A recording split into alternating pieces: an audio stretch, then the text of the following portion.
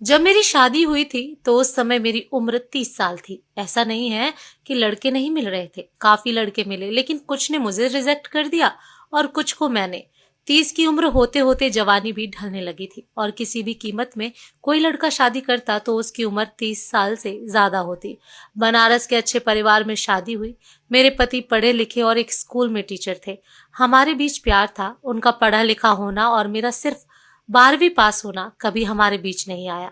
चूंकि मेरा परिवार काफी बड़ा था तो सास ससुर ननद सभी थे। सारा दिन काम करने के बाद जब मैं अपनी बहन और भाई से फोन पर बात करती तो वो मुझे बोलते कि तुम अपना ध्यान दो, सिर्फ काम मत करो, तुम्हारी शादी की गई है, तुम कोई नौकर नहीं हो।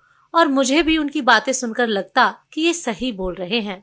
ये सिलसिला 1-2 महीने चला और उसके बाद अचानक से मेरे पति घर पर आते और बोलते कि अपनी बहन और भाई से कम बात किया करो। मैंने बोला क्यों, क्या हो गया ऐसा? इस पर वो कुछ नहीं बोले। लेकिन जब वो स्कूल जाते तो अब मैं रात की जगह दोपहर में ही उनसे बातें करती।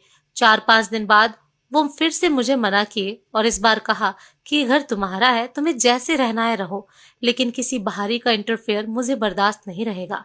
जब मैंने अगले दिन ये बात अपने भाई और बहन को बताई तो वो भड़क गए और बोले तुम बोलो तो अभी घर आके उन्हें बताते हैं।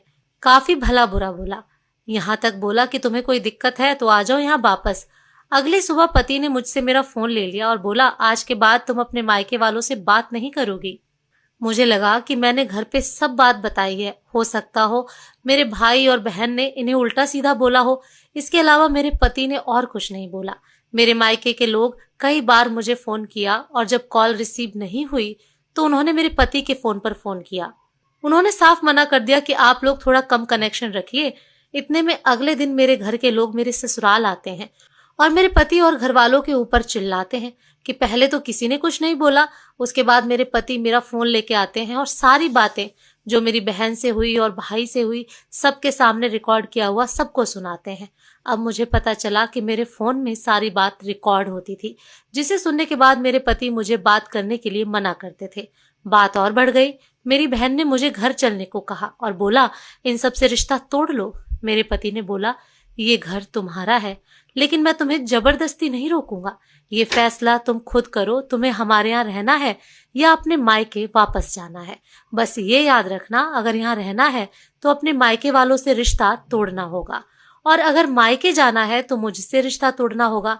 मेरे भाई ने बोला ऐसे परिवार में रहना जेल में बंद होने जैसा, तुम हमारे साथ चलो, इससे अच्छे घर में तुम्हारी शादी होगी। मुझे भी लगा अभी सिर्फ 6 महीना हुआ और ये स्थिति है, आगे पता नहीं क्या होगा। मैं अपनी बहन और भाई के साथ मायके वापस आ गई।